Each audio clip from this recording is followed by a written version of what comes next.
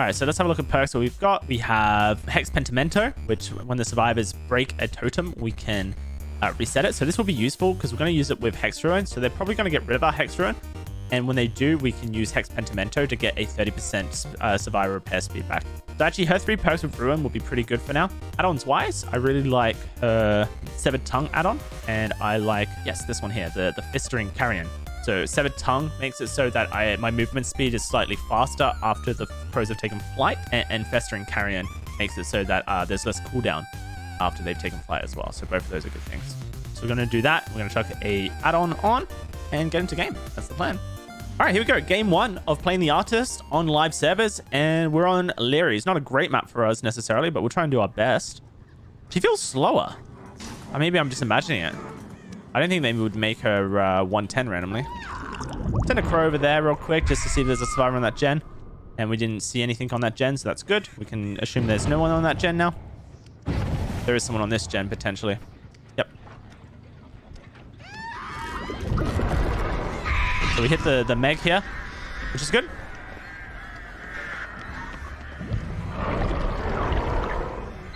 And there's an injure onto the Meg, and she's right in front of us now. And we should be able to down her very quickly.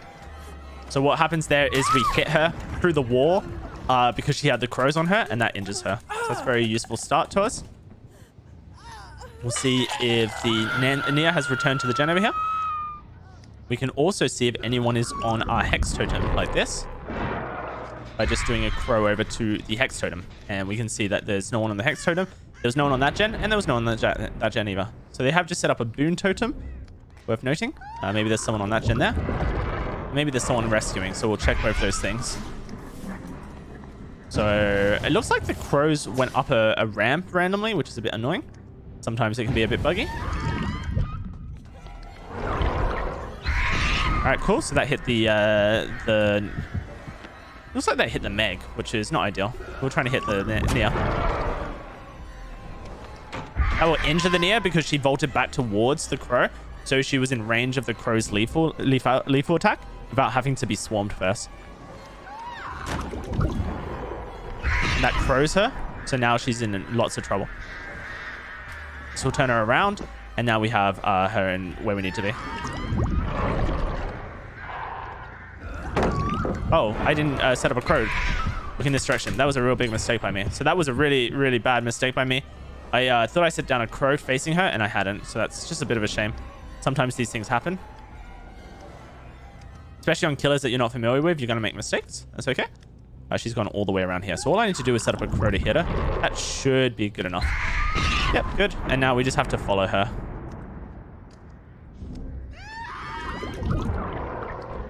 That's her down. Perfect. A really good down from range there. I should be hooking my white hooks. So I need to keep that in mind, that I'm making a bit of a mistake by not hooking my white hooks. Check our Ruin. Check this gen. Ruin is fine. Survivors ran off this direction. And I see scratch marks here. Oh, she's hidden. Okay. So we hit the gen, the survivor on the hook, but not what we needed to hit. We wanted to see if anyone was rescuing.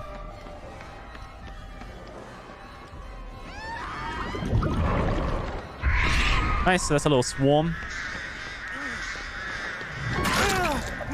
He bolts, that resets his crows, and so he's in so much trouble now.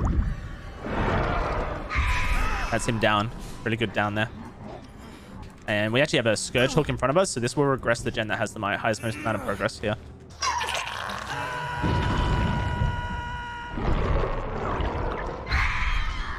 Right, there you hit. Ooh, they're both over there. So we got Killer's Instinct because the survivors were close to the swarm. There should be a rescue happening very soon, so I'm just getting ready for it. Since there was a survivor who blew up this. There we go, big hit. And we can track them very easily because of that. There's the second hit. That was good. Oh, it hit the Nia though. All right, that hits and injures the Nia.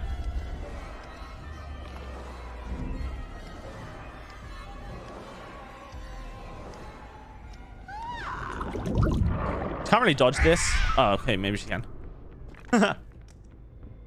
I had it wrong. Oh, I thought she was going to cut in and try and avoid a swarm hit. She didn't. Now she's dead. Little dead hard action. Doesn't really get her anywhere. And we'll be able to hook there and get rid of a Scourge Hook. I'm just going to check up on my Ruin whilst I pick her up. And this will help us out because we should be able to see which gen they're on. There they are. And that's the Scourge Hook giving us info. So we hit them cross map and that gen now starts regressing. And we just have to guess where they're going to be. And we hit them. Cross map. That was an injured state right there. Across the map. So that's huge. So he starts off this chase injured, which is good for us. There's another injure. Not injure, sorry, swarm. And that downs him because we set it up in case he vaulted the window. Let's try and put him on the Scourge Hook over here if we can. I think I can put him on either of these Scourge Hooks, so we'll just go for this one. It's closer. Here we go. No one's on gens, and that's actually Grim Embrace perk activating because everyone's been hooked once now, so that means that they are now affected by that. Oh, she's running a straight line. So gens are blocked for 40 seconds, another 20 seconds now. That's really good for us, and we'll get another regress on the gens from Scourge Hook here in just a second. There we go. Good little rescue coming through. We'll see if they're healing at the hook. They're not. They've moved away from it. And I can see scratch marks on the right here, so we're going to follow those if we can. Looks like we are chasing the Jonah. Oh, sorry, it might be the Dwight, actually. I'm trying to find him with my crows, but I'm not predicting his movements well. There he is. He has to be about there now. There he is.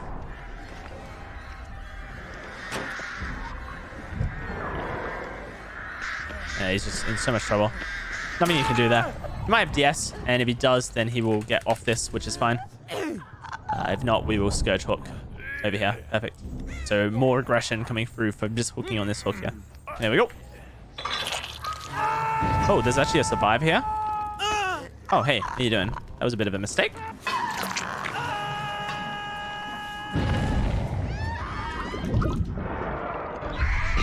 All right, we hit the Dwight. Go for a cheeky cross map. He's down. Hit the Meg.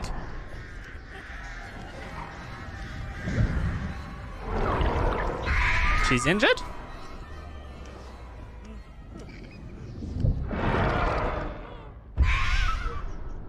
Oh, that was so close to hitting her.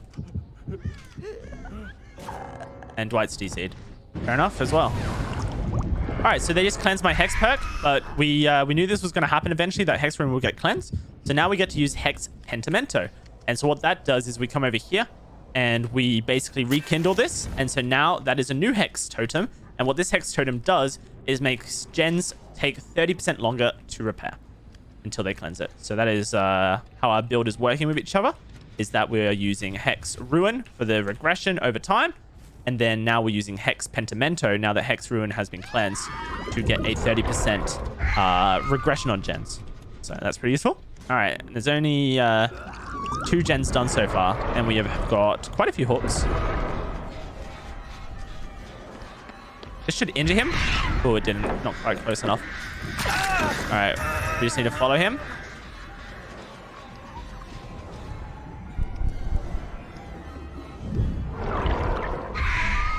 Oh, we missed him. Good on him. He dodged. I think we have a Shadow Steps totem over here. All right, so let's show the anti-looping capability. You put the guy here like this, and then you push him around. And he's dead. Nothing the survivor can do about that. That is just really strong anti-looping. All right, he's dead as well. Where is Meg? I think Meg was on at gen there, so let's just check out. Yep, she was. Perfect. She's still in the gen. We don't see the crows.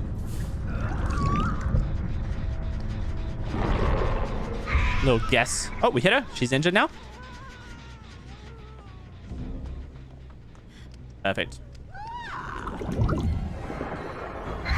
That's her hit again. And I think we can just basic attack her. We don't need to use our power. Perfect. Very, very good. And that shows where Nia is. She's behind us. So we'll just hook over here. This is also Meg's step hook. And I mean, we don't really know where Nia is, and we also don't know where the hatch will spawn. So that is a bit of a shame. Like, it is possible for her to get hatched, but at this point, we have done a really good job of denying so much map, pressure from the survivors. They haven't been able to do very many gens. We've had very, very quick chases, I would say, overall. I'm very happy with our chase potential on this killer. So I think we've shown a lot of the strengths of the artist and why she's so strong. And this is a hard map generally for killers. Most people would say they struggle on Lyris, so this is pretty good. I'm gonna send a... Oh, there's her scratch marks. Never mind. I was going to send a crow that direction, but that doesn't really make any sense anymore, does it? Hello. I think she's going to try and loop back towards me.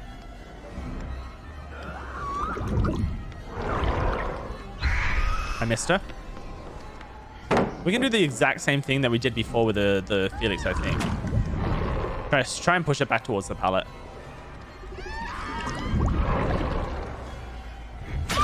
Okay, perfect. That is her done. So yeah, keep in mind, guys, like, I've played this killer for quite a bit on the PTB, so it is possible that the survivors I'm playing versus have never played versus the artist. This is their first game, and equally, I've got a lot of experience playing the artist already. So I picked up a lot of her play styles. So this might not be like an accurate representation of what it's like to play the artist to begin with, but the things to keep in mind are this.